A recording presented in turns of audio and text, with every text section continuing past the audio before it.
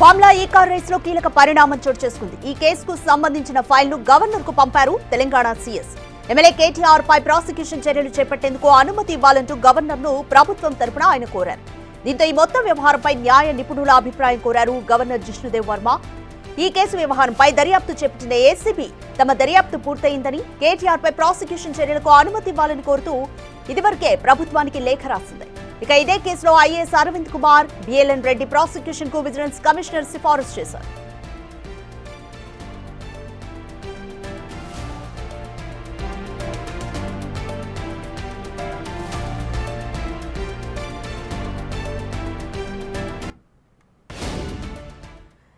ఈ ఫార్ములా కేసుకి సంబంధించి ఆ ఫైల్ ను మొత్తం విచారణ జరిపిన ఫైల్ ను మొత్తం గవర్నర్ కు పంపారు తెలంగాణ సీఎస్. దీనికి సంబంధించి మోర్ డీటెయిల్స్ మా ప్రతినిధి వాసు అందిస్తారు. రైట్ వాసు, గవర్నర్ నుంచి ఎప్పటికీ రిప్లై రావచ్చు?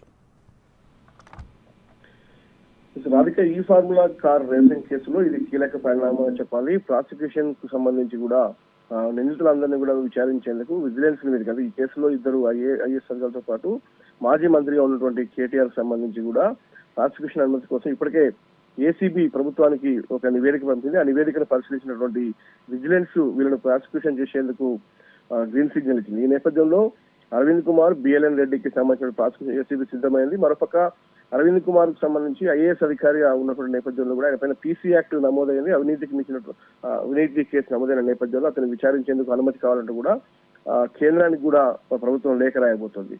ఇక మిగతాది A1 గా ఉన్నటువంటి కేటీఆర్ కి సంబంధించి ఆయన మాజీ మంత్రి హోదాలో హెచ్ఎండిఏ నిధులు దుర్వినియోగం చేసినటువంటి అభియోగాల నేపథ్యంలో కూడా దానికి సంబంధించినటువంటి అన్ని ఆధారాలు సేకరించామని కూడా ఇప్పటికే ఏసీబీ ఆ నివేదికలో స్పష్టం చేసింది. కాబట్టి అన్నిటినీ పరిశీలించినటువంటి విజిలెన్స్ కమిషన్ ముగ్గురిని విచారించేందుకు అనుమతి ఇచ్చింది. కాబట్టి గవర్నర్ అనుమతి తప్పనిసరి కావడంతో కూడా ఈ గవర్నర్ కు దగ్గర ప్రస్తుతం ఈ ఫైల్ పెండింగ్ లో ఉంది. ఈ రోజు న్యాయ సలహా తీసుకున్న తర్వాత కూడా కేటీఆర్ ప్రాసిక్యూషన్ విషయంలో కూడా ఒక కీలక నిర్ణయం తీసుకునే అవకాశం ఉంది.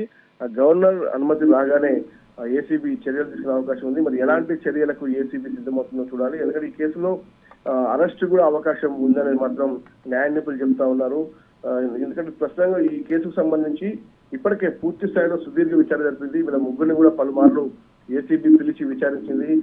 ఈ నేపథ్యంలో దాదాపు హెచ్ఎండిఏ నిధులకు సంబంధించి కూడా ఎలాంటి కేబినెట్ ఆమోదం లేకుండా 54.88 కోట్ల రూపాయల నష్టం ప్రభుత్వానికి నష్టం చేకూరింది. కాబట్టి దీనికి సంబంధించినటువంటి ఆధారాలన్నీ అంటే బ్యాంకర్తో పాటు ప్రత్యక్ష సాక్షులకు సంబంధించి కావచ్చు, అప్పటి ఎవరైతే పురపాలక శాఖ కార్యదర్శిగా ఉన్నటువంటి దానకిషోర్ ఇచ్చినటువంటి ఫిర్యాదు మేరకు హెచ్ఎండిఏ నిధులు దుర్వినియోగం అయ్యాయనే అంశాన్ని ఏసీబీ దర్యాప్తు చేసింది. కాబట్టి దర్యాప్తు దాదాపుగా ముగిసిన నేపథ్యంలో కూడా నెక్స్ట్ తదుపరి చర్యలకు సంబంధించి అరెస్ట్ చేస్తారా లేదంటే కోర్టులో ఛార్జ్ షీట్ ఫైల్ చేస్తారన్న అంశం ఇంకా క్లారిటీ రావాల్సింది. ప్రస్తుతానికైతే కేటీఆర్ మంత్రి హోదాలో చేసినటువంటి ఈ అభియోగాలకు సంబంధించి కూడా గవర్నర్ అనుమతి తప్పనిసరి కావడంతో కూడా ప్రస్తుతం గవర్నర్ దగ్గర ఈ ఫైల్ మొత్తం కూడా ఉన్నటువంటి పరిస్థితి. కాబట్టి గవర్నర్ ఈ రోజు రేపు త్వరలోనే ఒక నిర్ణయం తీసుకునే అవకాశం ఉంది. ఎందుకంటే ఇప్పటికే ఐఏఎస్ అధికారులకు సంబంధించినటువంటి అధికారులు ఎవరైతే బిఎల్ఎన్ రెడ్డి, అరవింద్ కుమార్ ఉన్నారో వీళ్ళకి సంబంధించి ఇప్పటికే ప్రభుత్వం గ్రీన్ సిగ్నల్ లభించినట్టుగా తెలుస్తా ఉంది. కాబట్టి కేటీఆర్ విషయంలో కూడా